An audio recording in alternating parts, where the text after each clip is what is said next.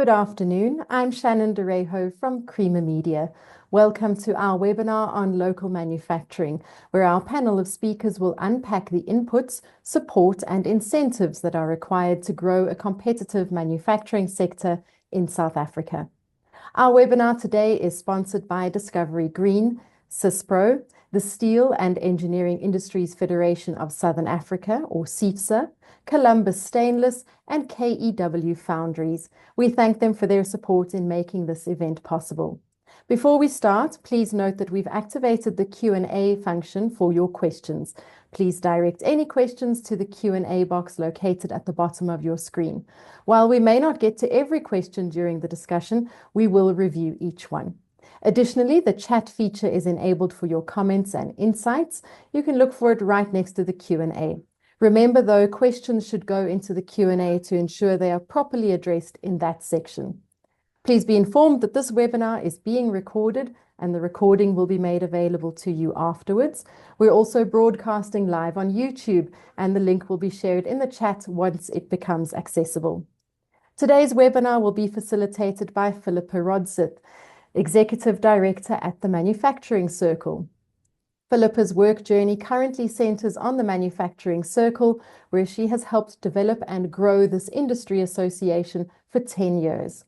Philippa will facilitate the discussion with our panel, which consists of Tafadzwa Chipanguza, Chief Operations Officer at CIFSA, Johan du Toit, Head of Strategic Sales for EMEA and APAC at CISPRO, Andre Nepkin, Head of Discovery Green, and Beth Dealtree, Head of Policy and Regulatory Affairs at the National Association of Automotive Components and Allied Manufacturers, or NAACAM. I'll hand over now to Philippa, who will start the proceedings. Thank you, Shannon. The Manufacturing Circle holds the development and growth of the local manufacturing sector as hugely important, and also underpinned by the importance of competitiveness. So I'm very much looking forward to facilitating this panel today, given that I think the timing is also specifically opportune. We have, I would suggest, in our global environment, the only thing that is certain is uncertainty, and that is something that we all have to address and be mindful of in this rapidly changing environment. And so with that, I'm very keen to get into the discussion, to hear from our panelists who come from a range of backgrounds, to see what it is that from a local manufacturing perspective we can unpack and address in this very fluid environment in which we find ourselves. So with that, Tafadzwa, I'd like to start with you. I often think of the steels and engineering sector as really, I'd like to describe it as the backbone of the manufacturing sector, in that metals and engineering go into so many parts of so many value chains. And on that basis, I'd like to maybe start off with you to understand from a CIFSA perspective what you would suggest are at the moment the most pressing challenges that are currently faced in South Africa's steel and engineering sector. Thank you, Philippa. Afternoon to you and to the fellow panelists and the participants on the call. I think that's a very apt description, Philippa, and in fact, we refer to it as that as well, that the steel and engineering sector, or metals and engineering, you correctly said, which also incorporates the non-ferrous side, is the backbone of manufacturing, and I think even the industrial base of the country. It constitutes 26% of manufacturing and 3.2% of GDP on a direct basis. But its influence, it touches to energy, it touches to logistics, it touches to water, right across, right down to even consumer products, right? So it gives you a sense of how far steel and metals generally go. I think if I had to list the main issues that are currently facing the sector, the first is that uh, the external environment is as important as the domestic. So if you look at it in terms of total exports relative to total sales, that number is about 50%. So 50% of sales are local, 50% are domestic. But with that said, when you look at the trade intensity, the imports and exports relative to the sector's GDP, you are actually closer to the order of 80%, right? So it's a highly trade exposed sector. Now, why I'm saying that is you very also correctly said in your intro that the only certainty in the global environment right now is uncertainty. What is going on from east to west complicates the entire environment. And you have to look at the IMF latest report that is downgrading the global macroeconomic outlook. So the first point would be the big challenge is the global macro is highly constrained. And we see that trickling down, particularly to a trade exposed sector. When we then look domestically, I would list two.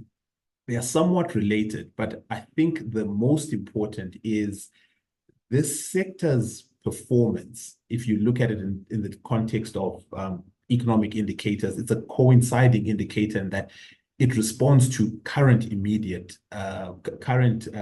economic movements, economic growth, and or gross fixed capital formation. And we've seen fixed capital formation domestically being considerably constrained. And if you take it particularly public sector fixed capital formation, and also confidence has affected the private side. So you have constrained fixed capital formation, which, if you remember, the subsectors that I mentioned supplying into the different areas are affected then across the board in terms of low fixed capital formation in all those areas. The last one I would add, Philippa, and this is not an exhaustive list, but just I think what we would highlight as some of the top three is in such an environment, what we also see is as a growing risk is the municipal service delivery, which we are seeing that, and that has multiple implications just from day-to-day operations, but particularly hurting is the cost implications that it has when private companies have to step in to do what municipalities are doing. I mean, that's probably a conversation we have with members on a daily basis.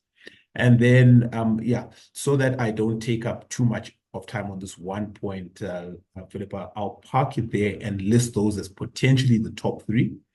But as I said, obviously, given additional time, we could go on. Thanks, Taffy, and well noted. I think we're not short of challenges, I guess, in the metals and engineering and manufacturing sector as well. But and equally important is what is it that we are doing to address these issues? How do we navigate the space? And I think that was a very good summation of I guess the value chain within metals and engineering and how that fits into manufacturing and all of the issues that we need to navigate across the global dynamics as well as what's happening locally, because that really is, we have to have a holistic approach and solution. So that's very helpful in terms of setting the context. Beth, I'd like to move to you now, really looking at sort of the automotive components manufacturing sector, almost as a slightly deeper dive in some of these issues that we are looking to navigate from a local manufacturing point of view. And in your view, can you take us through what you would suggest are the biggest, let's say, challenges and opportunities? Let's look to both facing South Africa's automotive components manufacturing sector. Sure, thanks, Philippa. I think, look, I mean, on the challenges side, to a large extent, the challenges that Fadswa outlined from a kind of metals and engineering perspective are very much echoed in the component manufacturing sector. I think, as we've all been saying so far, the uncertainty is certainly a challenge. But I think what we're seeing and flipping it onto the opportunity side is what we, particularly from an automotive perspective, what we're witnessing at the moment is a massive change in kind of global world order, and how the value chain is structured globally. And yes, there's obviously a lot of risk and challenge associated with that, but equally there is some opportunity that should and could be captured in the kind of chaos of it all at the moment. I mean, we've been having quite a few interesting conversation post the US tariffs around, well, does this actually put us in potentially a better position because we're not as tariffed as China? Look, it's moving so rapidly, it's hard to kind of pinpoint, but it does open up opportunities for new trade relationships. It opens up opportunities for I think, tightening relationships with Africa and with the EU. And I think for me, at the moment, from an export perspective, that's probably, ironically, where both the biggest challenge sits, but equally the biggest opportunity is navigating that uncertainty and making the most of it and finding the silver linings where they exist. Domestically, realistically speaking, our biggest current domestic challenge is purely domestic demand. I think we've seen over the past decade, vehicle production numbers as well as vehicle sales numbers are pretty stagnant. And with the sales particularly, you're no longer seeing it just stagnant with total number and the kind of share of locally produced versus imports is remaining constant. Instead, what we're seeing is stagnant numbers plus a rising import penetration. And what does it ultimately mean? It impacts production volumes. And if OEM production volumes are impacted, component production volumes are impacted. I think everyone on the call who's in the manufacturing sector recognizes the, I guess, importance of scale economies in the kind of underlying competitiveness of the sector. And as that reduces, or as production volumes reduce, we are certainly finding that that's impacting competitiveness in the sector. So for me, number one, probably challenge in the sector is domestic demand. I think everything Tafadzwa kind of outlined regarding municipal infrastructure, any element that I suppose ultimately impacts what a private company is having to pay for, is impacting the price competitiveness of their product, and that ultimately hinders kind of Team South Africa's competitiveness in a global industry, which at the end of the day, particularly in the automotive sector, we are heavily export oriented. And so in that sense, price competitiveness along with quality is really championed there. So for me, that's where the challenge sits. But equally, at the same side, the domestic market does offer opportunity. I think everyone's familiar. The master plan sets out a target of 60% local content. We're sitting at about 40% in component manufacturing, but there's a significant range between OEMs. You find some OEMs that are closer to the 60 mark and some that are 40 and possibly even below. And that range in itself indicates that there's a capability that's inherently available in South Africa that is an opportunity that should be captured. Yes, I know the localization is never as easy as it may seem on paper, but that is an innate opportunity that needs to be realized, and urgently so. And then I think my kind of final opportunity here is, I know there's a lot of hype around the NEV transition in the automotive context, and moving to electric vehicles, and whether or not that happens in the next 2 years, 5 years, 10 years, a transition will take place. And I think South Africa is well positioned from an access to raw materials and an access to manufacturing capabilities to take advantage of localizing some seriously high value components, where maybe within an internal combustion engine environment, we haven't localized a lot of those kind of engine type of components. So that itself is also an opportunity, although maybe more of a longer term one. Thanks, Beth. I think you touched on quite a few important points there. You know, the need to be agile as far as where we're sitting in this changing world order. I think a lot of us have alluded to this already on the call, and also demand, as you know, certainly across all of us manufacturers. That demand is so important because then it enables economies of scale and competitiveness. So hugely important. And you've also touched on a couple of the policy sort of related issues. And I think for me also what's quite interesting is, are there areas where we have specific expertise or could possibly, you know, follow various niche aspects. So that's very helpful in setting the context from your world and your perspective. Thank you. Johan, I'd like to turn to you now. So we've heard from two manufacturing associations. So you've heard about this world of from a manufacturer's perspective, the various issues, challenges that are being faced. And I think, part of the reason for this webinar as well is whatever has or needs to happen, we've got to bear competitiveness in mind. So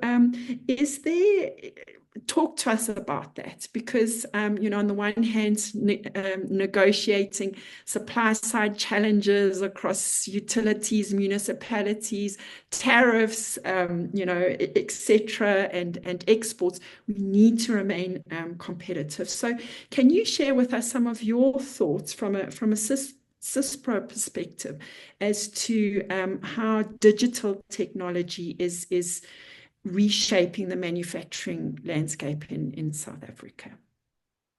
Sure. Thanks, Philippa. I think we're all essentially going to start at the same point, which is anybody in the manufacturing sector at the moment, every morning, if you pick up a newspaper, you switch on the radio, your morning starts with what the heck is happening at this stage.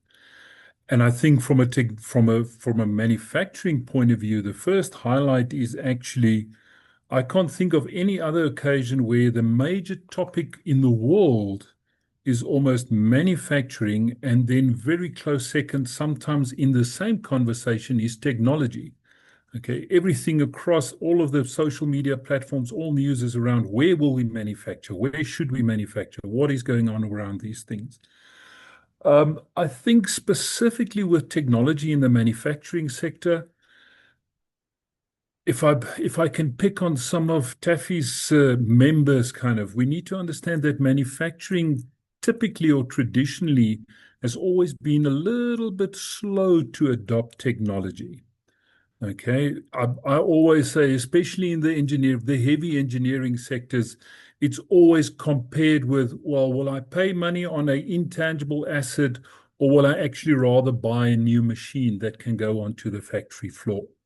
And it's always very difficult to understand the contribution, like you said, to competitiveness of the technology factor into that case. Beth also mentioned quite a few times around the current uncertainty. Everybody, and we can already see that, people are very nervous around making decisions. But the reality is that is probably the number one role of technology in these times. We all know, we've all agreed there's change coming. That is the certainty. We know there's change coming. And change for the manufacturing, can I say that is a fairly slow industry? Change is going to actually result in even your words, agility, requires fast decision making. And I think that is probably, there's a lot of fancy technology out in the market at the moment, and we get bombarded with a lot of things. But by far the biggest contribution in shaping this is the ability to make data-supported decisions around all of these things. What should we actually be doing? And that is really the technology I think that the sector should focus on, is how can I actually make better decisions, and how will I remain, or to remain competitive, what is the decision that I should actually make? But it comes a little bit with a word of warning. As I said, there's a lot of technology out there. And I have a friend that's a very avid cyclist that always says, we all want to train like champions, but we don't want to eat like champions. Unfortunately, with technology, we have the same problem. We all want the flashy technology, but we do not want to actually understand the work and the effort in actually establishing that platform in a digital era, to actually have a digital platform from where to actually leverage decision making and deploying technology in all of these things.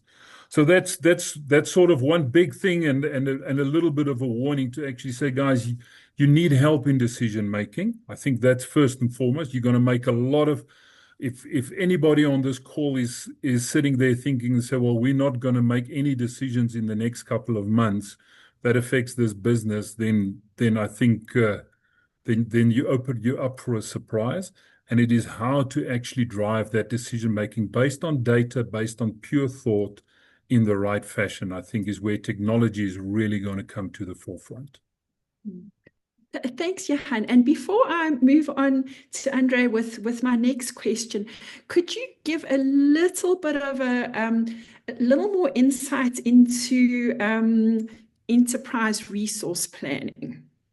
ERP, and as to how maybe that could look to helping manufacturers improve efficiency and competitiveness. Just maybe by way of an example, because I like your analogy on the cyclists and sports and eating right. So could you maybe just talk us through maybe one sort of specific example or thought process? 100%. I think so. So ERP is obviously just the acronym that is by and large become very much a misnomer in terms of what the technology actually is. But let's just say it refers to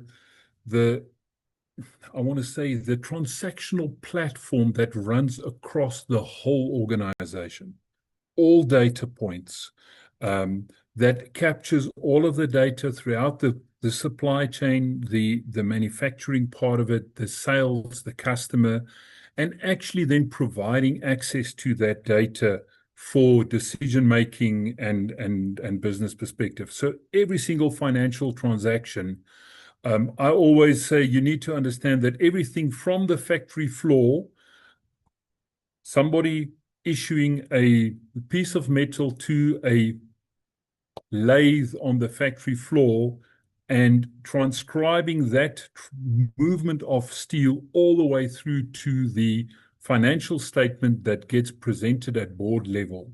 That whole gap between what happens on the factory floor all the way to the financial results in the boardroom, that is what ERP actually provides you, or supposed to provide you, is translating that in real time, accurate, all of those kind of acronyms that we now use for, or words that we use for technology.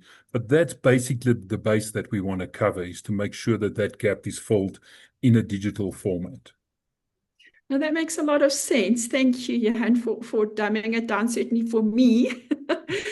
Some people would call me a little bit technology averse, but it's important. And I think also, as you indicate, it's one can't manage what you don't measure, right? So I think some of those maxims hold true, irrespective of our crazy world out there that's changing all so often. Some of these principles, are very, very important, irrespective. Andre, I'd like to move to you now, and I want to zoom out a little bit. So we've heard about, metals and engineering. We've heard about automotive components. We've heard about, if I can use the acronym, ERP, and various technology aspects in remaining competitive.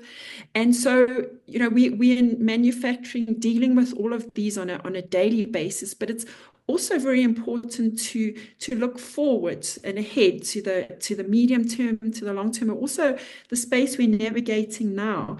And so I'd like to hear from you from a Discovery Green perspective.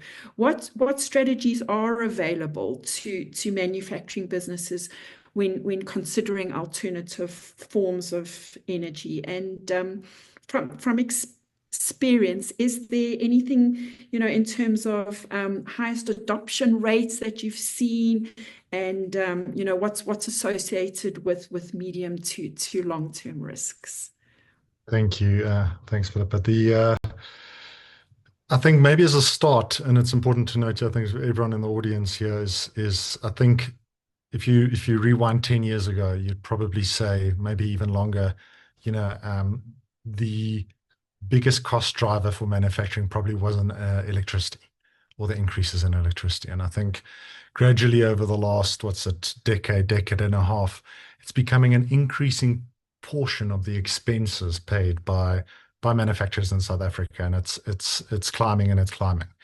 I think more recently, if you just look at sort of the national increases, we're talking, this year alone is a sort of CPI +8 on that, and over the last decade, it's exceeded that considerably. So naturally, a lot of businesses have been looking at ways in which to curb that cost, and a way to mitigate against it. It also had the additional benefit of it being clean and renewable and reduce your actual emissions. So there are basically sort of two strategies that manufacturers have been looking at. One that all South Africans know very, very well is on-site solar plus battery. I think we all, especially during the last 2 years, have adopted that in our personal capacity. I think we've all, in our personal capacity, become, gotten PhDs in renewable energy just by nature of finding ways to generate electricity in South Africa. And that has been a big part of the manufacturing shift towards, putting solar panels on your rooftop, putting batteries in your facilities. There's also another form that has been rapidly developing, and it's very much a form that's been around globally for a very long time, and it's slowly building out, especially with the proliferation of the private market for renewable energy in South Africa, and that is called wheeling. Now, the way wheeling works, for those who are not familiar with it, is kind of what you're doing right now. When you're buying your electricity, you don't know exactly which power station it's coming from, but you are wheeling it across the transmission grid, the distribution grid, and getting it to your business. And what an option is now for the manufacturing sector is to say, listen, instead of putting panels on my rooftop, spending a bit of capex, putting things on site, could I not use the way I'm currently using electricity and leverage utility scale, massive wind and solar plants somewhere in South Africa and wheel that energy to my business, getting the benefits of renewable energy to my operations and the emissions reductions and the cost savings that come with it, without necessarily working on putting something on site. Often with this manufacturing, you have to make a trade-off. Do I invest in solar panels and batteries, or do I put in more manufacturing equipment? And these are trade-offs that need to be made. When it comes to adoption rate, now that is an interesting one, and I don't think a lot of people know this, but South Africa, especially over the last years, I've seen probably one of the most massive adoption of rooftop or bedded solar generation in the world. I think there's been, currently Eskom is tracking roughly 6 gigawatts of solar generation capacity. If you look at the daily consumption for us as a country, you can actually see this dip in the day, and those are the solar panels coming through. Of course, when the sun doesn't shine in South Africa, it reverses, but be that as it may, it's been adopted well. And then on the wheeling side, it's actually been something that South Africa has been doing for a while, also around about 67 gigawatts of operational projects, representing around about 8% of the country's generation, but it's been sold to Eskom. But now it's been being opened up and sold to the private industry, and now being opened up as a mechanism for businesses to access that.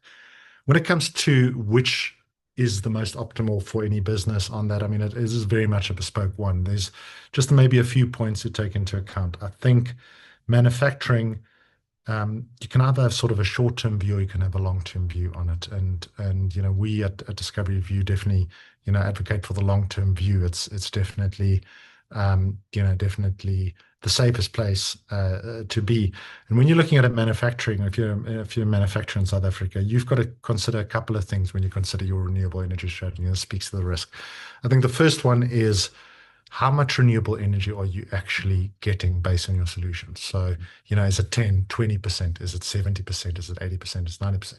And that's hugely important, because the higher renewable energy you get, the more you are protecting your business against above inflation increases in the cost of your electricity. That is massive. You're also protecting a big part of your business against a looming carbon tax, which is going to hit the manufacturing sector, it's going to hit electricity, in the future. And you've got to think about those costs. And you're also protecting your businesses against changes in the way electricity is being priced in South Africa. And recently, we've seen a very rapid changing electricity market as the market prepares for this whole unbundling. And the mechanics have really, really changed on that. And if you put all of those together, if you have a short-term view, it is how quickly can I get solutions on site. If you're looking at a long-term view, generally, how can I get as much renewable energy as possible? And that is where wheeling and those sort of solutions come through quite strongly. Yeah. Yeah, thank you, Andrea. I think that gives a very interesting context and view as to agility, future opportunities, and sort of moving towards the renewable space. And I was actually interested to read in Creamer Media's engineering news on the 22nd the results of a survey that was commissioned across business executives from 15 different countries, including South Africa, that indicates that corporates now overwhelmingly view the transition from fossil fuels to renewable electricity as key to their future competitiveness, as well as a driver of investment decision making. So that really links quite nicely to your comments, and I think also the topic of this webinar. So with that, I'd like to go back to you, Tafadzwa. We've talked about we've got a bit of an understanding now, I think, or let's say outline of manufacturing, competitiveness, renewables. In the end, competitiveness and underpinning on manufacturing competitiveness in South Africa comes down to or depends quite a lot on skills and a skilled workforce. And I know that that's also one of the questions in that has been posted. So can you give us a bit of perspective from CIFSA's point of view on South Africa's manufacturers needing a skilled workforce to remain competitive, and how CIFSA is engaging with government and industry to promote skills development and workforce readiness in the sector? Yeah, thanks a lot for that, Philippa. Yeah, I mean, the skills area can be our biggest constraint as to the criticism that has sometimes been leveled around the education system at a macro level in terms of what is holding back growth potential. But as you also say, it's a major enabler. And maybe the best way to tackle your question is to talk from our perspective as CIFSA. And that's not to pitch it really as an advert, but maybe to highlight our socioeconomic contribution in that area, because as CIFSA, for the last 4 decades, we own a technical training center, all private sector funded by the private sector, as I've mentioned. And what we do there is develop technical skills across 9 trades for the sector.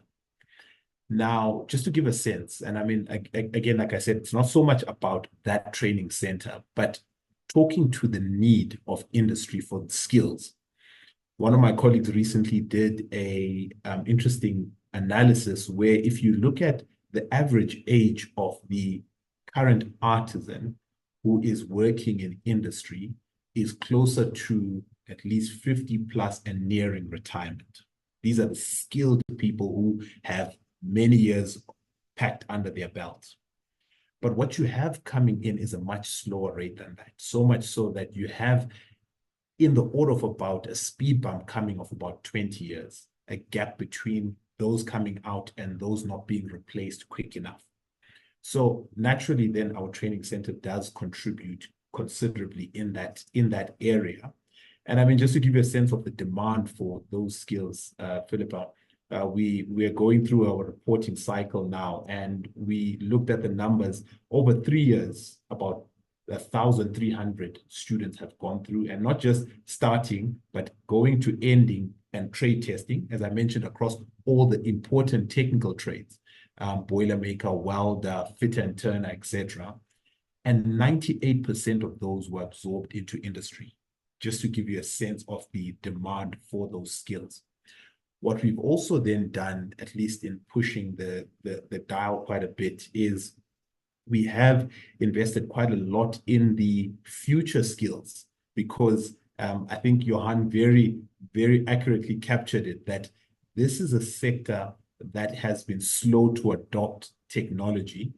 And part of that, one might argue, is linked to the historic skill set that wasn't necessarily geared toward a technology-based manufacturing and more toward the hands-on and the rest.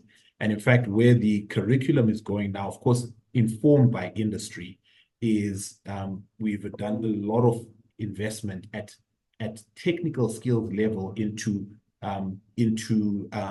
trades like mechatronics, into trades like coding that comes into that, because that's what the future worker of tomorrow will need. So in a way, it starts to address the very accurate point that was made by Johan.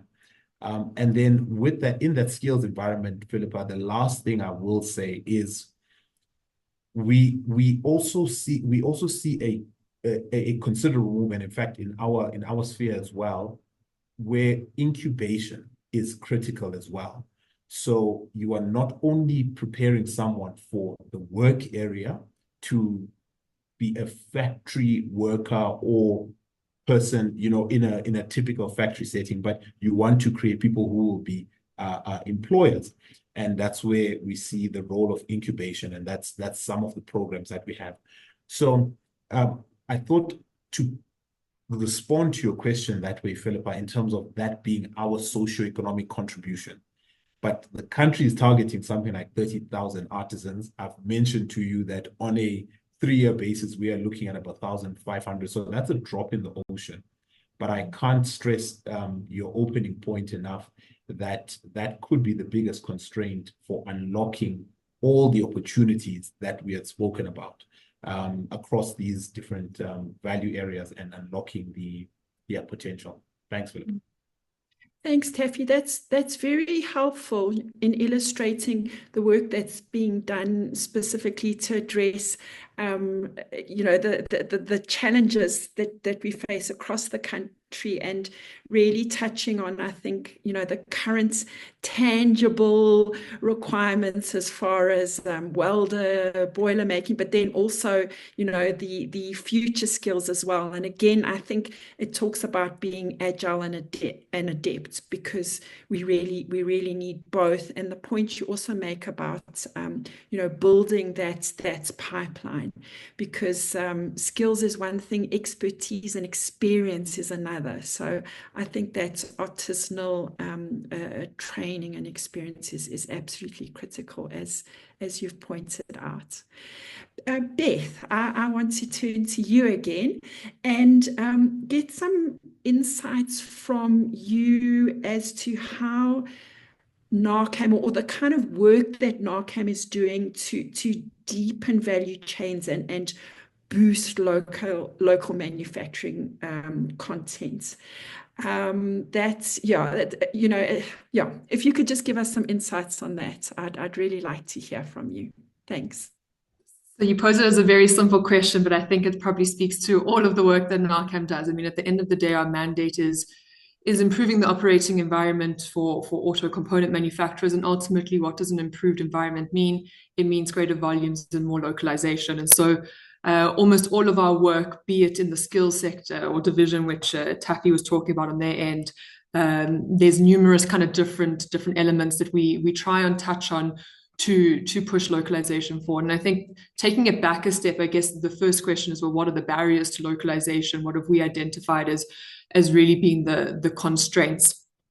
Beyond what we've already discussed about, I suppose, the general infrastructural environment, which obviously is a constraint that one needs to work around. Other key kind of areas that we've been focusing on are your testing infrastructure. It's all the small costs that add up. So at the moment, testing, if you are wanting to localize a component in South Africa, more times than not, you're exporting it to Germany or other countries for the testing to take place, to re-import it. If there was errors or problems in your testing, you have to redo that cycle, and that just ultimately adds to your part price. So we've been working at identifying testing facilities in South Africa and what tests they could potentially onshore. Reality is you can't do all auto tests. It's a far too broad a sector, but where we can bring in a few more testing capabilities, that would certainly support greater levels of localization. Skills that Taffy spoke to, I think, absolutely, it's a massive barrier to localization and progression in the sector. Ironically, I was speaking to a member a little while ago who was saying as much as skills is a barrier, it's a barrier when one is looking at growing. At the moment, when you're in a relatively stagnant industry, it presents slightly less of a barrier, but nevertheless, there are shortages in the exact same areas that Taffy spoke to.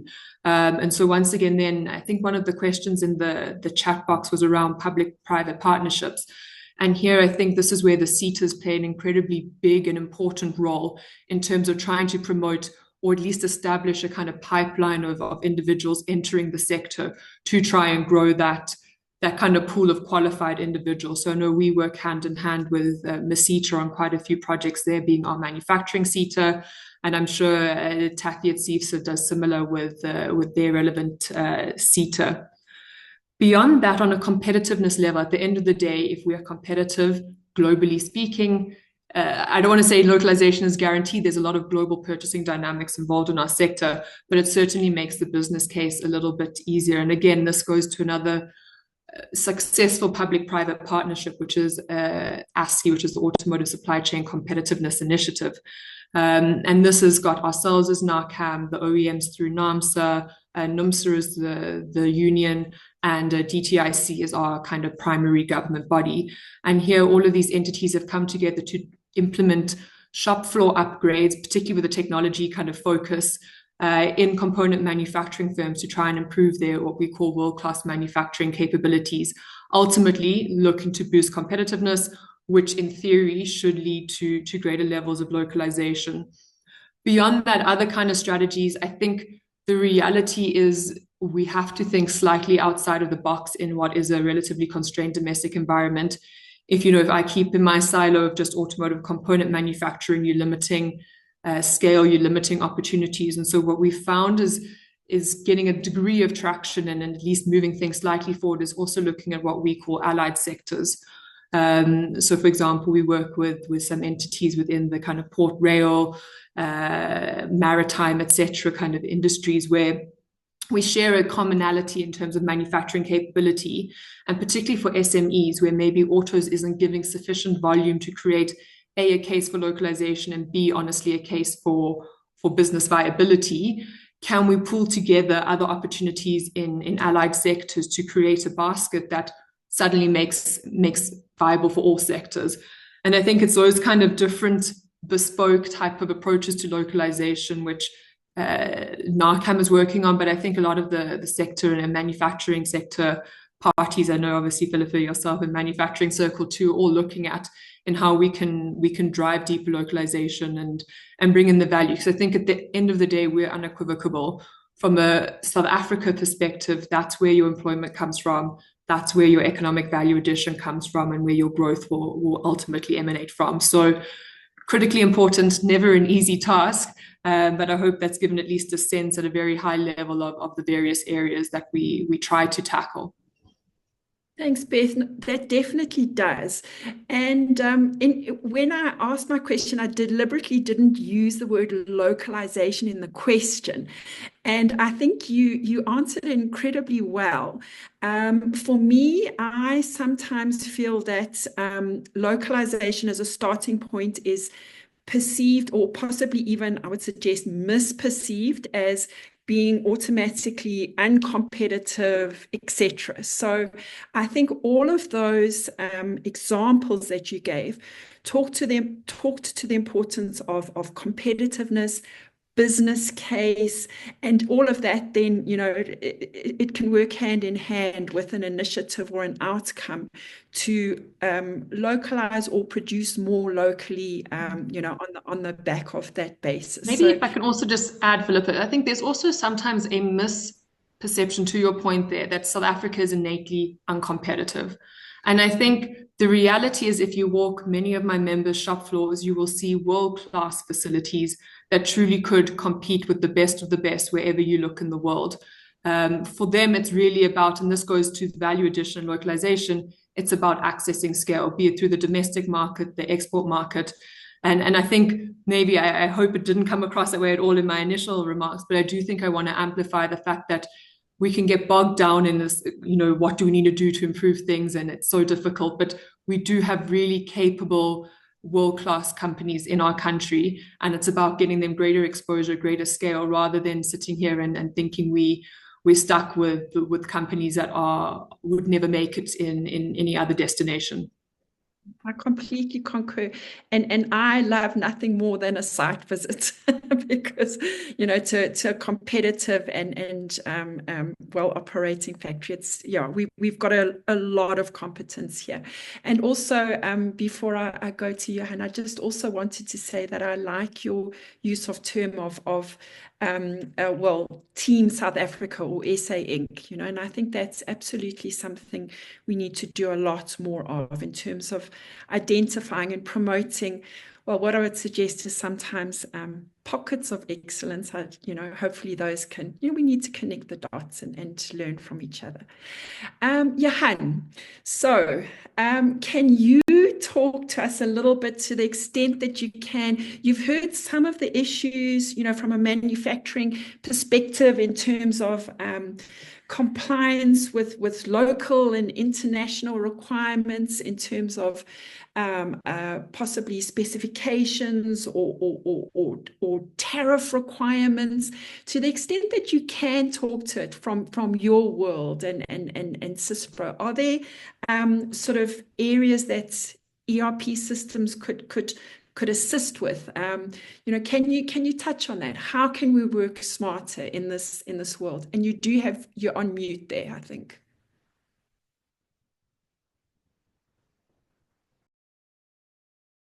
Couldn't find my mouse. Apologies for that. I think the tariff side. So actually, before I answer your question, Philippa, if you'll give me a moment to just concur with Beth. I think throughout my career, even in my current role, I've had the opportunity to walk through quite a few automotive manufacturers, component manufacturers in South Africa, and from a competitive nature, I actually think the automotive industry is in a very privileged position because they have global benchmarking, they work in global firms and everything. And to be honest, anybody in that industry in South Africa is, I can almost say, state of the art. So definitely agree with that on that side. On the compliance side, I think we actually, as a technology platform, as an ERP platform, and some people might, I don't know if they can throw me off this call, but they might want to throw me off this call. From a technology perspective, we actually love compliance, okay, or compliance requirements. It is one of the interesting things that, computers or computer systems love rules and sticking to the rules. If you can give me a rule, the system will follow that rule, and he will make sure that that rule gets followed on every single basis, every single point, everywhere. I always engage with customers, and then customer says, well, when this happens, I would like an email sent. And I said, really, are you sure you want to generate? Because understand, we are exceptionally good at sending emails or sending emergency messages every single time that any exception that happens, any rule gets broken, then technology that too really comes to play. And compliance, I think, is one of those areas that we've always felt, and I'm not only talking about, I want to say, government regulatory compliance. I think South Africa is uniquely positioned that let me tie into the automotive industry. I think if you've supplied to the big OEM manufacturers in automotive, you understand compliance. That might not be government regulated, but it is very much customer regulated. Probably at a more smaller scale for other manufacturers in South Africa. The best example I can use that everybody knows is Woolworths. Anybody that actually manufactures something for Woolworths understand that there might be regulatory compliance, but in actual fact, what drives your compliance in your factory is actually the Woolworths compliance. And quite often that is exactly where a system comes into being. And I've got lovely case studies of we've got a few, one or two actually in South Africa, companies that manufacture for the automotive industry, even some that manufacture for NASA. Coming back to Beth's earlier question, we should not be ashamed of what is currently happening in South Africa. There's companies outside Cape Town that manufacture satellite components for NASA, the best possible in the world. But compliance is extremely important in that space. The same is actually true for tariffs. Tariffs for us at a technology level is a lookup and a transaction. I think what is important on the tariff scale for all manufacturers, everybody on this call understands the fact that you cannot manufacture if you don't understand your cost. And that is really where a system becomes absolutely crucial. I think the one thing that the current limelight on global manufacturing has shown is you can't do this on a cigarette box anymore. That's always what we always said. Somebody would sort of do a calculation on a cigarette box and say, well, that's my cost. I add a margin onto that and then I can actually sell. That definitely doesn't happen anymore. And with tariff, that's going to be very complicated. But the actual execution of tariffs is something that systems actually have been handling. Understand that tariffs is not new. Especially in South Africa, we've had import tariffs for years and years. So tariffs is not new, and the execution of tariffs is not something new. The important aspect of it is what is happening to my cost, and can I get clarity on my cost? That's actually the driving force I think, for all manufacturers in South Africa, especially now, especially if we want to bring it back home. If we're talking about being more competitive, then it implies that we understand our cost. Good points there, Johan. And while we're talking about examples of excellence in South Africa, let's not forget our square kilometer array radio telescope. Absolutely phenomenal. Yeah, and yeah, no more back of the envelopes or cigarette boxes, to your point, in terms of manufacturers and costs. I don't think cigarette boxes allow you to write on them anymore. They've now become too slippery. You can't do that. Andre, we've got a lot of manufacturers in the audience. So talk to us about, and manufacturers and businesses, give us some suggestions on how businesses can scale up supply of affordable energy beyond on-site systems. I think, as you rightly noted, we start a lot on site. I mean, we also use the example of what we're doing in our domestic environment. So talk to us about that, and just sort of, again, in terms of seeing the opportunities, the future, the agility, and you might also want to just talk a little bit on just the low carbon economy and opportunities for positioning there. Sure.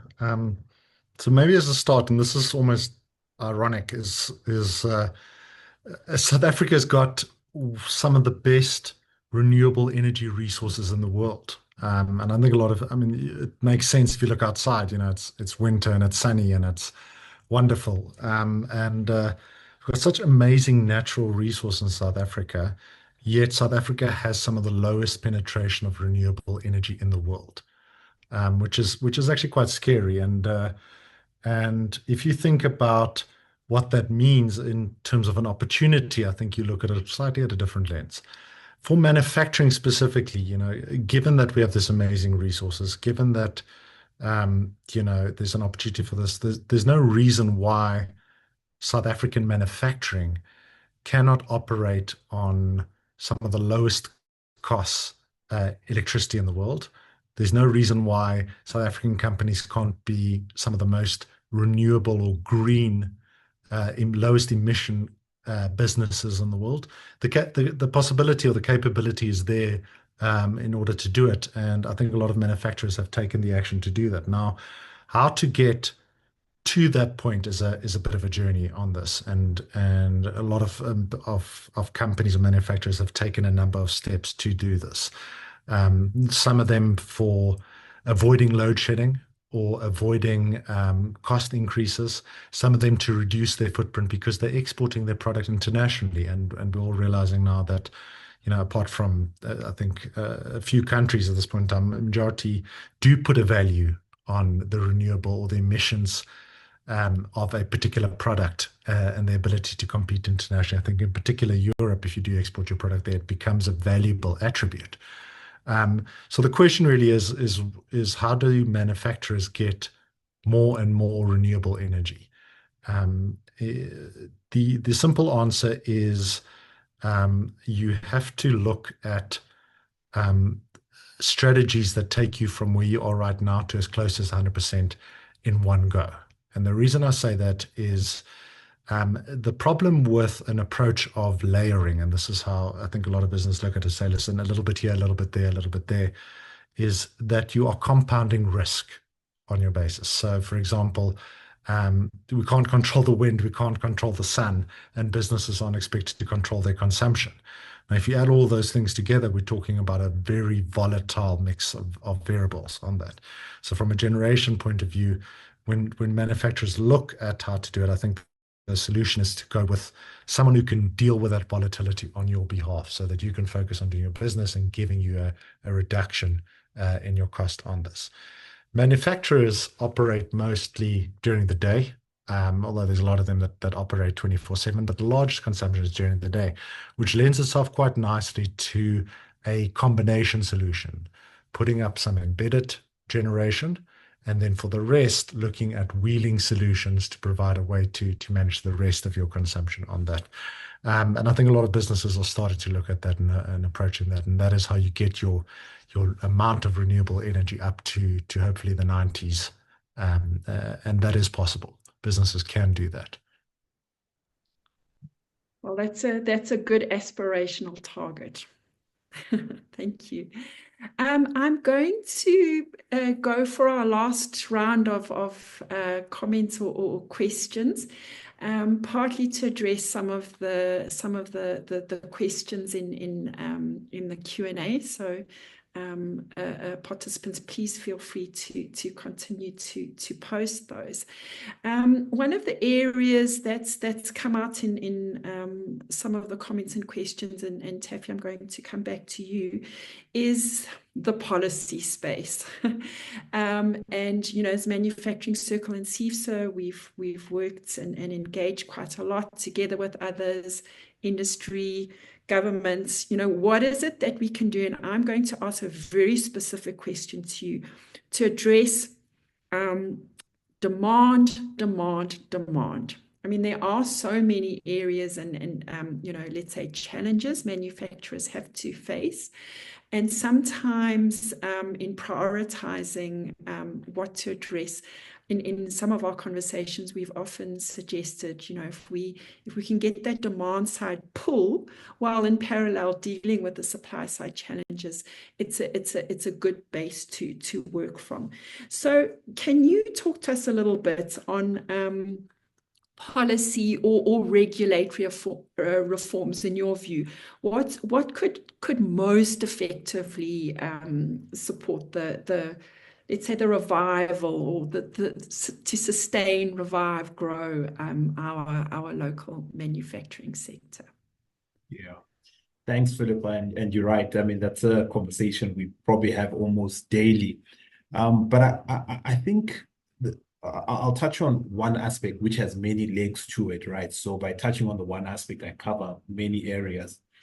And firstly, I mean, that demand has to be separated. Public demand, private demand, right?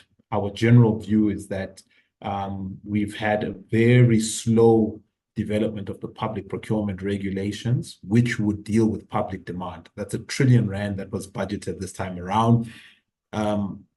There you can lumber obligations around local, around preference for local companies, etc. So there's that side. Our view is that on the private side, you can't dictate for private companies to buy local, right? And you can't rely on them or, again, place on them altruistic obligations to say you will buy local for reasons that are patriotic, right? So the point I'm making there is that you need to incentivize private demand in terms of how buying local. But to your point then, Philippa, this one area I was going to say that would talk to how to drive demand broadly. I want to maybe lean on a comment Beth said earlier on. We think working together between the public sector and the private sector in the deployment of projects through PPPs, public-private partnership, we think there's a big opportunity there. And just using the companies on the call right now, I mean, Andre, if you guys were to be plugged into developing these solutions across the board in terms of the grid, the wheeling, and of course with competition from others as well, CISPRO, your systems right into municipal level, right? That would fix public procurement because we know that system is broken. And I think the comments earlier on about systems love rules, so you already get that compliance in and weed out a lot of the bad. But the point then is this, Philippa, we think at least the state has proved that they can't do it alone. The fiscal purse is tied. We even need to consider VAT increases, just to remain afloat.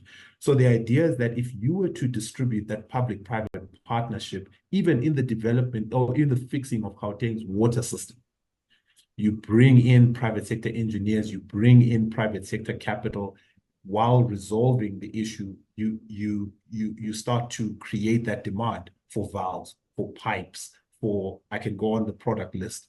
I know a big area for you, Philippa, is transmission.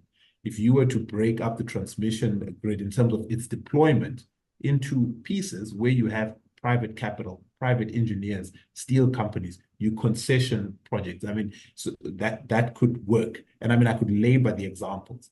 So the point is, I think the big reform that is more a mindset shift that is actually needed is this dropping this ideological idea that only a centralized place can do all this planning, but you distribute it by letting private sector and public sector work together.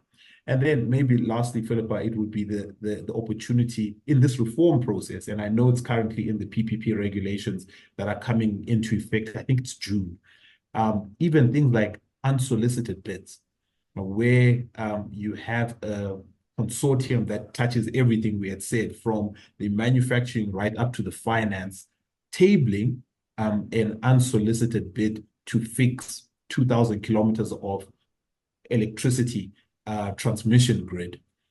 You table that, it goes through the correct processes.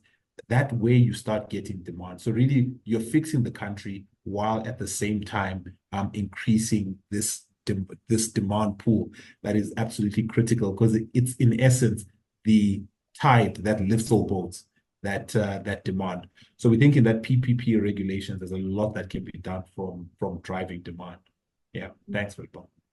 Oh, thanks to Fatswa. And I think, I would like to suggest using the SA Inc. or Team SA narrative. We've certainly got a good group of willing and able across, across public and private sector, as well as our manufacturers who, and I think to Johan's point, a lot of manufacturers who are currently exporting, that means they are by default competitive, and those are companies and manufacturers that are managing despite many of the challenges. So it's a good base to build from.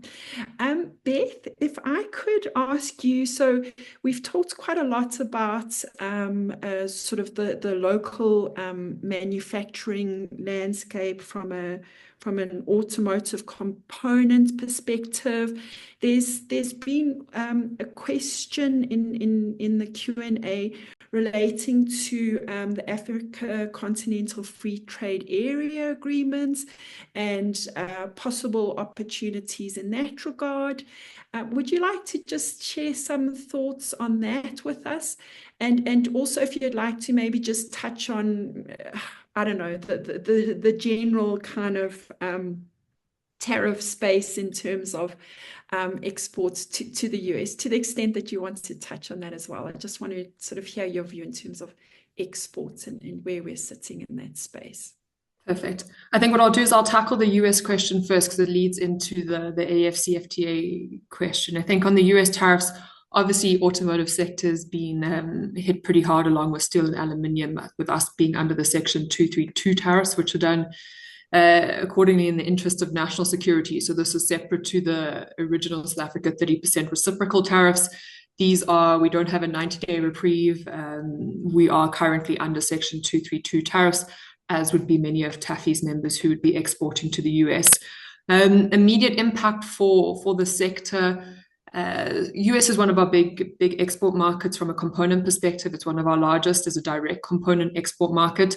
There we don't see an immediate impact in the sense of it generally takes around, let's say, 12 to 18 months to alter your supply chain. So if I'm a direct tier 1 component manufacturer or tier 2 supplying into tier 1s or OEMs in the US, it's not so simple as just suddenly resourcing to someone in the US. It takes time to build that capability. It takes time to do product testing. And so there's a little bit of time, I suppose, in that sense. And realistically speaking, the tariffs will hit the US consumers first before it hits us. Where the more immediate impact sits is on the vehicle side of things. So at least one of the OEMs has quite a large share of their exports to the US market.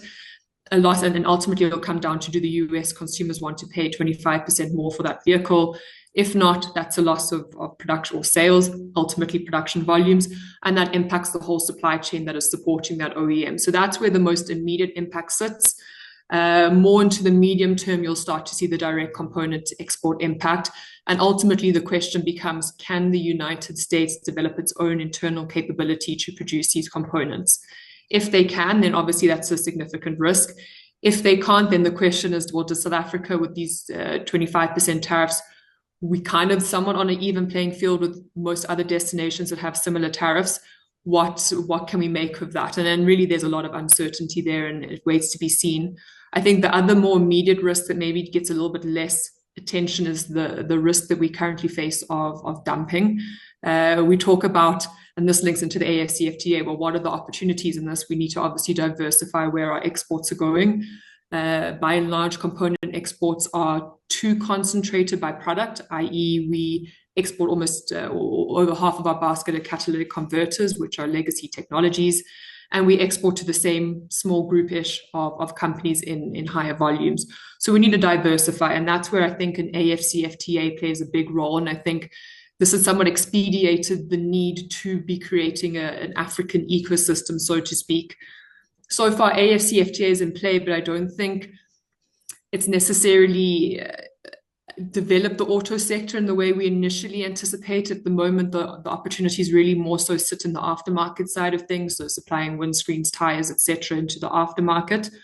But to develop an ecosystem, I think, and AAAM does a lot of good work around this, is we need to be strategic as a continent and work together as a continent to identify, I think, Philippa, you used the term earlier, pockets of excellence in the different countries and work that together, rather than all of us trying to produce the exact same thing and sell it into the same market. So there needs to be a greater level of coordination there, but I think it is the big opportunity.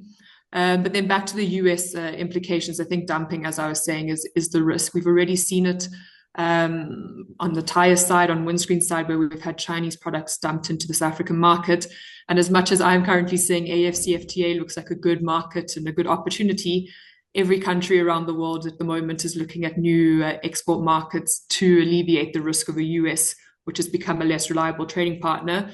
And so naturally, someone is looking there saying, is South Africa a good opportunity for me to sell my products in? And we need to make sure that as a country, we don't end up in the process of us looking at new markets, losing our own market in that process.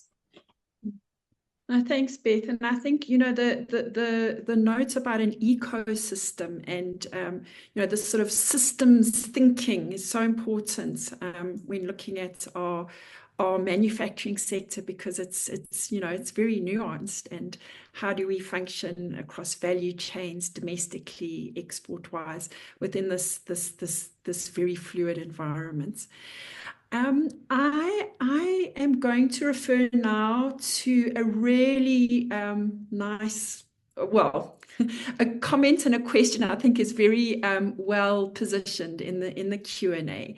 And I'm going to just talk to it and then go to you, Johan, and then Andre to sort of talk to the question as you deem fit, because it's got two components to it.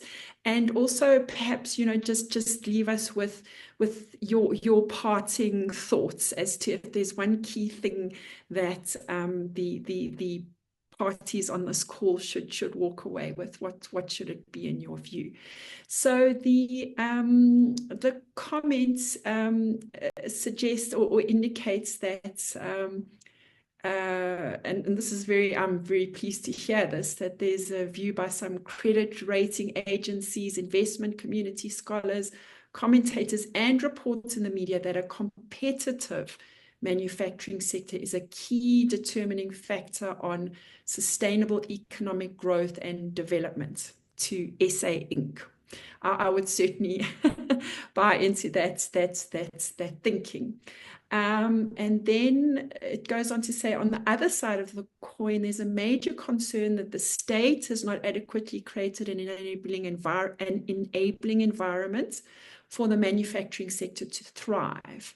What is your opinion on these recurrent views expressed about binding constraints in the manufacturing sector? So I'll leave it to you to decide which part you want to sort of maybe comment or talk to. And, in addition to sort of closing off, I'll go to you first, Johan, and then we'll go to Andrea, and then I'll ask Tafato and Beth for their last closing comments as well. Johan, over to you. Thanks, Philippa. I think, well, first off, let me just say I'm probably the last person that can comment on policy side of things. I must say that's definitely not an area of expertise.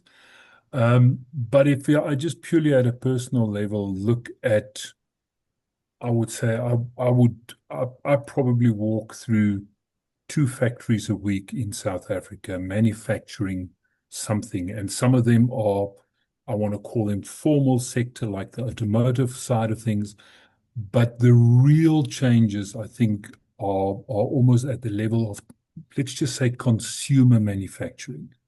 And that's where you realize the unbelievable importance of manufacturing, of creating a sustainable South Africa for that respect. I'll steal some of Andre's thunder, but he mentioned earlier, we've got it. We've got the raw materials. And I think it's part of the big frustration is we have the raw materials, we have the workforce, we from a manufacturing point of view, we have the benefit of a weak currency. It's something that we perhaps don't even consider in the tariff scenario. But there's really unbelievable opportunity and creating stability from a social economic point of view, and really establishing long-term jobs for people that can actually then live in that pride. And I honestly think, as we see, agriculture used to be a big sector, but mechanization is taking over a lot in agriculture. Manufacturing has to be the next wave to that extent. And if you think about the turmoil in the world currently, is because that was recognized by the US, is to actually say, wait a minute, guys, the fact that we're losing manufacturing or that we've lost manufacturing is actually putting us in a very much a disadvantage in the world as an economy in the world. So yeah, I think from a positioning point of view, manufacturing has to be strong. It must be first and foremost. We've got all of the materials. So from a barrier to entry, South Africa is actually perfectly positioned. We've got the raw materials, we've got the workforce. You alluded to it earlier, skills might be an issue, but that is something that can be addressed. And then actually to be a strong player in that space is definitely there. We actually, again, from a compliance perspective, we compete on the market already at this moment. The one thing I do just want to say from a policy perspective, and as I said, I must tread very softly because I'm very much a novice in that area. But I do think we have to understand what competitive at a global scale actually looks like. Quite often we talk about being competitive, and we need to improve efficiencies. We need to be competitive, but we need to understand, okay, what does that actually entail before we try and manage through policy. And that's more a warning towards introducing policy, because policy invariably always has a sting in the tail, kind of, So there's everything that gets there, and that's where I think we end up. I almost want to say understanding or misunderstanding when we want to be competitive. More frequently, the current retailers have a big problem with the likes of Temu and Shein. Okay, but that gives you a very clear understanding of what global competitiveness actually look at, especially at a consumer level. So to step into that space, you need to understand the fight as a manufacturer. You need to understand the fight that's before you. But yeah, let me rather not go into the policy. I'll leave that for Andre. Looks like he understands policy, so I'll leave that to him. Thanks, Johan. And as I suggested, please, Andre, respond to the comments as you see fit. There's no obligation to talk to the policy space as well. I'm going to leave that to you, Taffy, when we get to you. But Andre, over to you. Yeah, thank you. I think you were right there. Definitely not the expert on policy. I mean, maybe the only comment on that is, I think Johan did steal a little bit the wind out my sails there, and it's all fine. The big thing, and this has sort of been our experience on this, is I think we South Africans, we don't magically find a way out of a crisis. Like I think the solar rooftop or the wheeling example is, a massive way in which industry found a way to find a way out of a crisis, and led to 6 gigawatts of renewable energy being built on rooftops and batteries. It's a remarkable way. And I mean, those are many parts of which, are manufactured overseas, but a lot of it is manufactured locally as well. I think my closing sort of comments on this is, when it comes to, I mean, there's lots of challenges facing manufacturers. Has been sort of our experience. We've seen over the last year, we've seen over 350 different businesses in different parts of the country and various industries on this. And the one thing I think that we need to realize is, especially when it comes to some really basic things like the cost of electricity, like the nature of your electricity, you're not actually tied and blocked, and it is what it is. It's definitely not, there's only one solution. There is ways in which businesses can tick that, manufacturers can tick that risk, that constraint, that cost, that worry off their list. There's really are solutions available out there for businesses to take on, and I think there's just going to be more and more as we go along. So there is some silver linings and some green shoots in the market. Thanks, Andre. Yes, we like silver linings and green shoots. Absolutely essential to keep going. Tafadzwa, can you give some parting thoughts? Thanks, Philippa. I think maybe I'll touch on this policy area just a little bit, and maybe make the broad comment that the role of policy is to facilitate, is to in a way, you could almost say channel behavior, facilitate the economy, and make things easier, right? So, I mean, if one looks at the example that was mentioned by Andre, the 6 gigs that came on stream, part of the contributing reason for that was a policy decision around the tax incentive, right? We still think it could have been a lot more aggressive than what it was pegged at. But the point is, you navigate the economy in that direction, and that's the outcome. And so if that's the role of policy, right, to solve problems and make the operating environment much better, my parting shot would be this, Philippa, that in an environment, or rather, let me frame it differently, that exports are important, but the domestic economy has a very big role to play for domestic demand, especially for large technical capital intensive industries, which need constant demand. We think that the domestic economy has a very important role to play there. It has even a greater role to play in turbulent times like such as that we live in now, that the external environment is in a way closing on us. If you look at the US, if you look at carbon border adjustment mechanisms, to the extent that they create some hurdles, and many other areas as well. So in that instance, then the domestic economy has an important role to play in creating that consistent baseload demand. Then the export market is in a way a very lucrative top-up, but that's the role it should play, where through all the cycles, you have that baseload demand.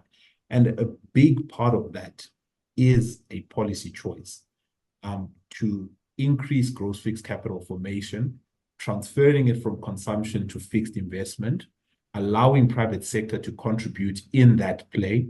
And that way you raise demand and solve a lot of issues. So I'll park it on that, Philippa, and leave that as my parting shot. Thank you.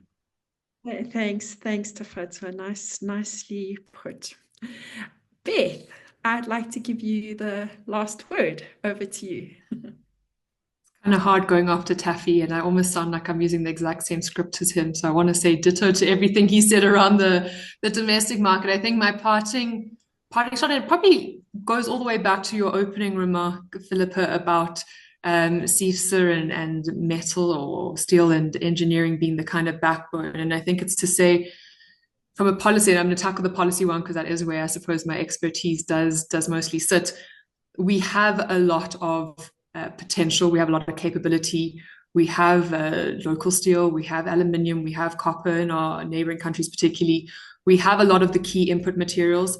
Likewise, we have a very robust component manufacturing base. And I think it's these kind of areas, your kind of raw materials, component manufacturing, where you're going to see the job creation. At the end of the day, what we need desperately in South Africa and what will support growing your domestic market is obviously growth and employment. As we have more individuals able to spend money and invest money, that will support a level of growth. And so we need to be looking at, I guess, strategies that support an employment outcome. And I think to that point, NARCAN, particularly over the last few months, has been pretty vocal about it in media, but I think it becomes more and more important, and we've seen it somewhat in the AMSA crisis that kicked off the year for us, is that I think from a policy perspective, beyond the demand side of things, on the supply side, we need to be looking at much more kind of bottom-up competitiveness, increased support for raw materials, increased support for component manufacturing, and increased recognition of using those local materials for your final producers, be it in my industry, the OEM vehicle manufacturers,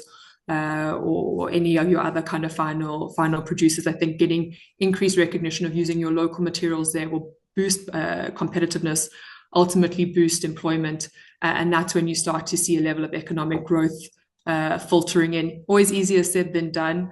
As Taffy said, I think in one of his earlier comments, it's not, we don't have a huge budget to work with here from a government side, but I do think some kind of realigned policies that focus on that bottom-up approach could be very well placed. Thanks. Excellent. Thanks, Beth. And I'd like to thank all of the panelists for this very engaging discussion. I think the very informed comments and the diverse discussion really suggests the importance of manufacturing in our economy that needs to be underpinned by competitiveness, and also the challenges and the nuances as well as the opportunities. So with that, Shannon, if I could hand back to you. Thanks so much, Philippa.